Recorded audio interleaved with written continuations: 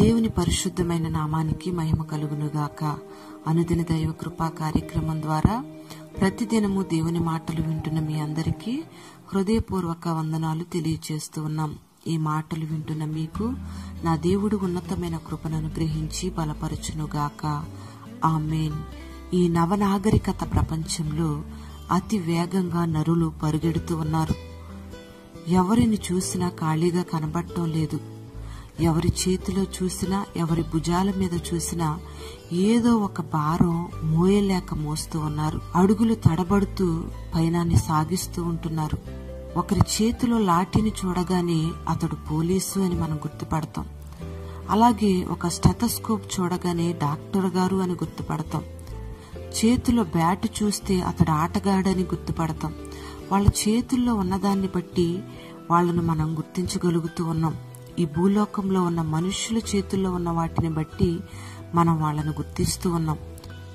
మరి ఈ భూతలం మీద ఉన్న దేవుని ప్రజలను మనం ఎలా గుర్తించగలం? వారి చేతుల్లో ఏముంటుంది? మరి యేసు ప్రభు రక్తం ద్వారా కడుగుబడిన బిడ్డల చేతుల్లో ఏముంటుంది? ఒకసారి మనం ఆలోచన చేద్దాం. దేవుని రక్తం చేత కడగబడిన బిడ్డల చేతుల్లో ఏముండాలి? పరిశుద్ధ గ్రంథంలో రాయబడి ఉంది. కీర్తనల గ్రంథం 116వ కీర్తన 13వ వాక్యంలో కీర్తనకారుడు తన కీర్తనలో రాస్తూ అంటాడు, యెహోవా చేసిన ఉపకారములన్నిటికీ ఏమి చెల్లింతును అని ప్రశ్న వేసుకుంటూ జవాబుగా అంటాడు, రక్షణ పాత్రను చేతపుచ్చుకొని యెహోవా నామాన ప్రార్థన చేస్తాను అని అంటూ ఉన్నాడు. Praise the lord. మనకు ఈ భూలోకంలో చాలా పాత్రలు తెలుసు. వంట పాత్రలు మొదలుకొని ఇత్తడి పాత్రలు, బంగారు పాత్రలు, ఇవన్నీ మనం ఎరుగుతూ ఉన్నాం. అలాగే ఒక కుటుంబంలో భార్య పాత్ర మనకు తెలుసు, భర్త యొక్క పాత్ర తెలుసు, బిడల పాత్ర కూడా మనకు తెలుసు. ఇక్కడ మనం గమనించాల్సింది ఏంటంటే, రక్షణ పాత్ర చేత పట్టుకుంటాను అని కీర్తనకారుడు అంటూ ఉన్నాడు. మరి ఇది మన చేతుల్లోకి ఎలా వస్తుంది అని మనం ఆలోచన చేస్తే, మనమంతా కూడా జన్మతః పాపులం.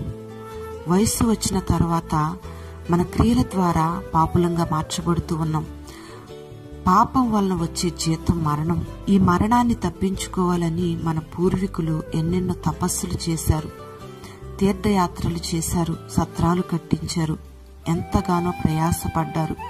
అయినా వారి పాపానికి పరిహారం కలగలేదు, జీవితానికి రక్షణ కలగలేదు. దేవుడే మనుష్యులను కనికరించి కృప చూపించి యేసు అను నామమున ఆయన లోకానికి వచ్చి తన రక్తాన్ని చిందించి మన పాపానికి ప్రాయశ్చిత్తాన్ని కలుగు చేశాడు. ఈ రక్తం ద్వారా మన పాపానికి ప్రాయశ్చిత్తం, మనకు రక్షణ కలుగుతూ వచ్చింది. ఇది దేవుని ద్వారా మనకు అనుగ్రహించబడిన ఉచితమైన రక్షణ పాత్ర. Praise the lord. మరి యేసు ప్రభువుని నీ నోటితో ఒప్పుకొని దేవుడు మృతులలో నుండి ఆయనను లేపెనని నీ హృదయంలో నువ్వు విశ్వసించి నీవు అంగీకరిస్తే నీవు ఖచ్చితంగా రక్షించబడతావు. ఇదే రక్షణ పాత్ర. రోమపత్రిక 10వ అధ్యాయం 9వ వాక్యంలో రాయబడిన మాట, నమ్మి బాప్తిస్మం పొందినవాడు రక్షించబడును అని. మరి నీవు నీ పాపాలను ఒప్పుకొని ఆయన్ను నమ్మి బాప్తిస్మం పొందడం ద్వారా ఈ రక్షణ పాత్రను నువ్వు పొందగలుగుతావు. ఈ బాప్తిస్మం లేకుండా ఈ రక్షణ పాత్ర నీ చేతుల్లోకి రాదు. రక్షించబడిన వారు రక్షణ పాత్రను చేతపట్టుకుని యెహోవా నామాన ప్రార్థన చేస్తారు. రక్షణ పాత్రను చేతపట్టుకున్న వారు యెహోవా నామాన్ని స్తుతిస్తారు.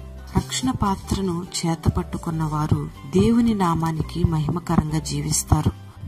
మరి ఈ దినాలలో అనేక మంది మేము రక్షించబడ్డాం, క్రీస్తు రక్తం చేత కడగబడ్డామని చెప్పుకుంటున్న ప్రజలు అనేక మంది దేవుని నామానికి అపకీర్తి తెచ్చిపెట్టే బిడ్డలుగా, దేవుని నామానికి అవమానం తెచ్చే బిడ్డలుగా ఉంటూ ఉన్నారు. మరి వీళ్ళ చేతిలో రక్షణ పాత్ర ఉందా?